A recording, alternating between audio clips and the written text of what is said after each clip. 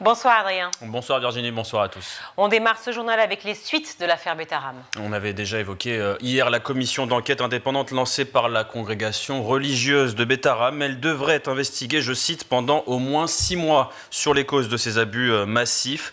Les prêtres du Sacré-Cœur de Jésus de Betaram annonçaient aussi hier que les victimes des violences sexuelles prescrites commises par des laïcs allaient être indemnisées au même titre que les victimes de violences commises par des religieux, les seuls indemnisés jusque-là. Des mesures saluées par l'insoumis Paul Vannier, un des élus à l'origine des révélations au grand jour de cette affaire. Le député LFI du Val d'Oise a été élu co-rapporteur de la commission d'enquête parlementaire sur les modalités du contrôle de l'État et de la prévention des violences dans les établissements scolaires. Il était invité de nos confrères de France Info et se demandait comment est-il possible que pendant tant d'années, tant de crimes aient été commis sans qu'aucun service de l'État, de l'Éducation nationale, de la justice ne les détecte pour les faire cesser. J'ai été ému de voir que mon action de député a pu contribuer à une certaine libération de la parole des victimes à Betaram et dans de nombreux autres établissements. C'est ainsi que l'action politique fait sens. J'appelle toutes les victimes à parler et à se tourner vers la justice pour se défendre. Empêcher d'autres Betaram, c'est l'objectif de cette commission d'enquête parlementaire. Empêcher d'autres Betaram, protéger les publics, notamment les enfants. On connaît d'ailleurs le nom du nouveau haut-commissaire à l'enfance. Oui, c'est une continuité puisque c'est Sarah El Haïry qui a été nommée ce mercredi à 35 ans. Cette figure du MoDem va retrouver des sujets dont elle s'était brièvement occupée entre février et septembre 2024. Elle était alors ministre déléguée chargée de l'enfance, de la jeunesse et des familles sous le gouvernement Attal. La création du poste de haut-commissaire à l'enfance avait été promise par Emmanuel Macron en décembre 2024 en réponse aux critiques soulevées par l'absence d'un ministère de plein exercice dédié à cette question dans le gouvernement Bayrou. Les violences faites aux enfants, la question de l'adoption, la politique de soutien à la parentalité ou encore la stratégie d'usage des écrans. Beaucoup de dossiers attendent Sarah El Haïry et le commissariat.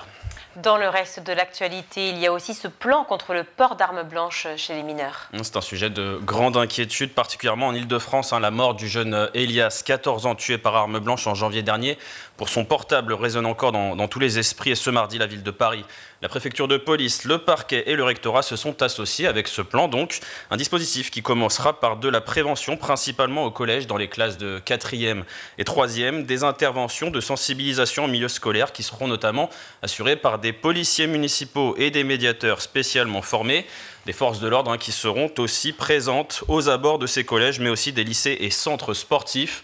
Pour Bernard Beignet, recteur de l'Académie de Paris, cette présence est absolument nécessaire. La grande difficulté pour les chefs d'établissement, c'est qu'ils sont maîtres chez eux, dans l'enceinte scolaire.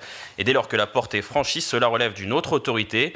Si cette autorité, la police ou la gendarmerie, vient à se renforcer, je crois qu'on ne peut que s'en féliciter. Le personnel scolaire impliqué, les forces de l'ordre aussi. Et pour Nicolas Nordman, adjoint à la mairie de Paris, chargé de la sécurité et de la prévention, il en va aussi de la responsabilité des parents de s'assurer que leurs jeunes ne se dotent pas d'une arme blanche, parfois prise dans la cuisine. Certaines familles doivent prendre conscience de la gravité de ce phénomène pour prendre des mesures et agir. À Paris, les chiffres ont été rappelés hier par le préfet de police Laurent Nunez. 26 rixes entre bandes rivales ont été recensés en 2024 par la préfecture de police. C'est le double de 2023. Ces affrontements sont majoritairement impliqués avec des mineurs. L'âge moyen ne cesse de baisser. 17 ans l'année dernière, 16 ans cette année dans l'agglomération parisienne. Et le plus souvent, ces jeunes étaient munis d'armes blanches. Et on part à Cannes à présent. Alors, on ne va pas parler d'armes blanches pour le coup, mais pour les élèves perturbateurs, eh bien, la ville prend des mesures strictes désormais. Un dispositif inédit en France, une initiative de la mairie de Cannes, vous l'avez dit Virginie. Les élèves des différents établissements de la ville sanctionnés en conseil de discipline devront faire 20 heures de travail d'intérêt général. Les tiges, comme on les appelle, seront effectuées dans des secteurs comme la propreté, le jardinage ou l'administratif. Le tout pendant les vacances scolaires. Une mesure qui a du mal à passer chez certains jeunes. C'est sortir les punitions du lycée de son contexte. Ça va contraindre l'élève à travailler pour la ville. J'ai déjà eu un conseil de discipline quand j'étais en 5e. Je pense que mes parents auraient pu être d'accord que je travaille, que je sois exclu. L'objectif de cette mesure est de responsabiliser les jeunes avec cette alternative à l'exclusion scolaire. Écoutez Thierry Migou, le directeur du cabinet du maire de Cannes.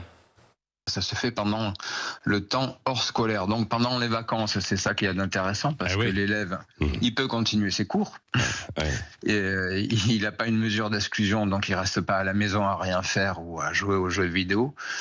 Et donc il vient chez nous, il perd pas il perd pas le temps. Enfin, il a toujours ses cours et puis il vient chez nous faire ce travail d'intérêt général, qui est un travail qui est à la fois ça permet à l'élève de prendre conscience de la bêtise qu'il a commise et puis de le responsabiliser en faisant une mission d'intérêt général pour le compte de la collectivité. Donc c'est doublement vertueux. Une idée brillante pour rétablir l'autorité selon les élus cannois. Rien de révolutionnaire pour Jean-Rémy Girard, le président du SNALC, qui soulève en plus un petit souci d'organisation. C'est tellement une bonne idée que ça existe déjà dans l'éducation nationale, figurez-vous. Ah bon? Mais oui, ça fait partie du code des punitions et sanctions de l'éducation nationale. C'est ce qu'on appelle la mesure de responsabilisation, mais avant ça s'appelait travail d'intérêt général. Ça fait partie de la liste des sanctions que le chef d'établissement ou le conseil de discipline peut donner de lui-même. Et pourquoi on les utilise très peu? C'est pour une raison très simple, c'est qu'on n'a pas les personnels pour les encadrer. Eh oui. Donc, je ne sais pas si le maire de Cannes a les personnels pour les encadrer. J'espère pour lui qu'en lançant cette idée, il les a et qu'il n'est pas en train d'ajouter des missions à des fonctionnaires territoriaux qui ont déjà des missions. Néanmoins, le travail d'intérêt général, si nous on avait les personnels pour les encadrer, très clairement on en donnerait beaucoup plus, parce que c'est une très bonne idée et c'est sans aucun doute très éducatif.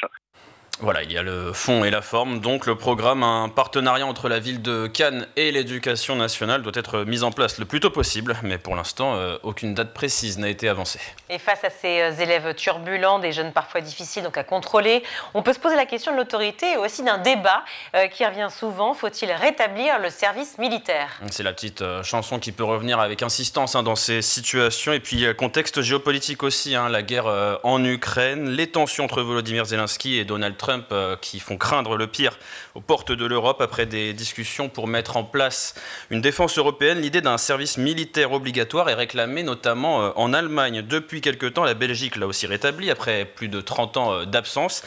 Alors est-ce possible en France? Écoutez ce qu'en disait cet éducateur spécialisé ce matin. Moi, j'ai envie de dire aussi qu'aujourd'hui, si on veut se préparer à quelque chose, c'est pas forcément remettre en route le service militaire. Et en termes de valeur, oui, ça a apporté quelque chose pendant longtemps, mais je suis pas sûr que ce soit ça qui soit le plus bénéfique. Et ce que je dis tout à l'heure au standard comme exemple, c'est que il y a pas si longtemps que ça, Monsieur Poutine a juste eu à appuyer sur un petit bouton depuis chez lui pour qu'on soit privé de ressources en termes d'électricité et de blé. Donc je pense qu'aujourd'hui, la priorité de la France et de l'Europe, c'est d'essayer de représenter à nouveau quelque chose. Voilà, et notez qu'il y a un peu moins d'un an, l'IRSEM, l'Institut de recherche stratégique de l'école militaire, avait réalisé une vaste enquête. Plus d'un jeune sur deux se disait prêt à s'engager pour défendre la France. Un regain de patriotisme chez les 18-25 ans. 62% d'entre eux étaient favorables à un retour du service militaire obligatoire.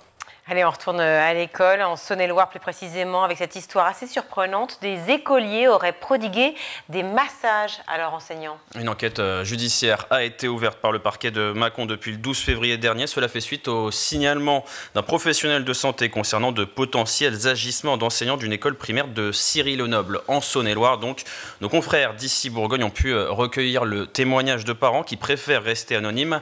L'une d'entre eux rapporte: j'ai des nièces et des neveux qui étaient scolarisés ici et qui ont eu à réaliser des massages sur les épaules contre des images qu'on peut donner comme un bon point. Ma sœur relativise en disant que ce ne sont pas des actes sexuels, mais je ne trouve pas ça normal. Un adolescent qui a désormais quitté l'école primaire depuis plusieurs années maintenant précise de son côté: il s'agissait principalement de filles, souvent les mêmes élèves, et cela se passait dans la cour pendant la récréation. Je ne regardais pas trop et surtout ça a duré jusqu'à ce que je parte. Des accusations graves et totalement réfutées par le directeur de l'école qui est également enseignant en CP. J'hallucine de ce qu'il se passe. Aucun enfant n'a jamais été tiré au sort. Aucun ne nous a apporté les cafés. Aucun ne nous a massés. Le directeur assure qu'il n'a pas encore été entendu par les gendarmes et envisage de porter plainte pour dénonciation calomnieuse. Des dizaines d'élèves ont eux déjà été entendus depuis quelques jours. La procureure de la République de Mâcon souhaite que toutes les familles concernées soient d'ailleurs entendues. Dans le cadre de l'enquête, tous les enseignants ainsi que le directeur qui demeurent présumés innocents seront suspendus à titre conservatoire. 4 professeurs remplaçants vont être mobilisés pour la rentrée de ce lundi 10 mars et une cellule d'écoute sera déployée à destination des élèves.